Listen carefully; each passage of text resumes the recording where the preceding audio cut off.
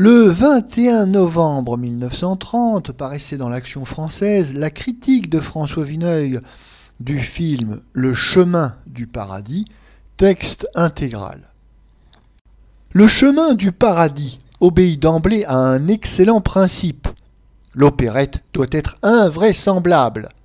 D'autre part, les auteurs ont rougi du faux Louis XV et de la forêt viennoise. Ni perruque, ni brandebourg, ils ont jeté leur dévolu sur un poste à essence.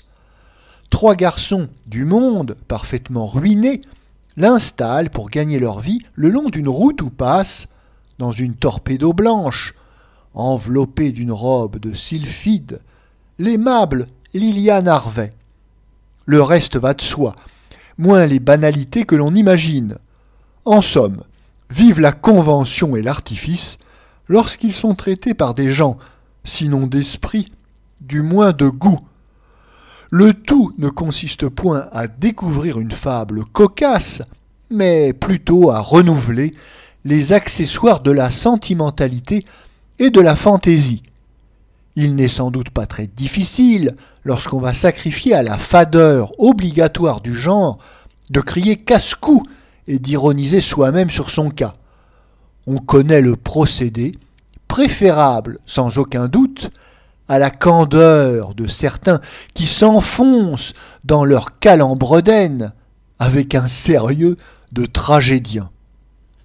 Les heureux interprètes du chemin du paradis semblent en vacances. M. Jacquet lui-même trouve une extraordinaire bonne humeur.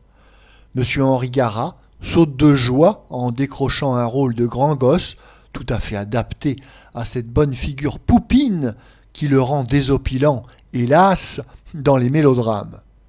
Il y a même une surprise agréable pour les vrais amateurs de cinéma. L'excellent René Lefèvre et le contraste de sa mine rusée avec son ingénuité de jeune clown qui découvre le monde à chaque pas, stupéfait devant le prodigieux aspect des aventures où s'égare son étourderie. Puisqu'on l'autorise à chanter, cette joyeuse bande a bien raison de tout oser, en nous glissant, du coin de l'écran, un sourire complice.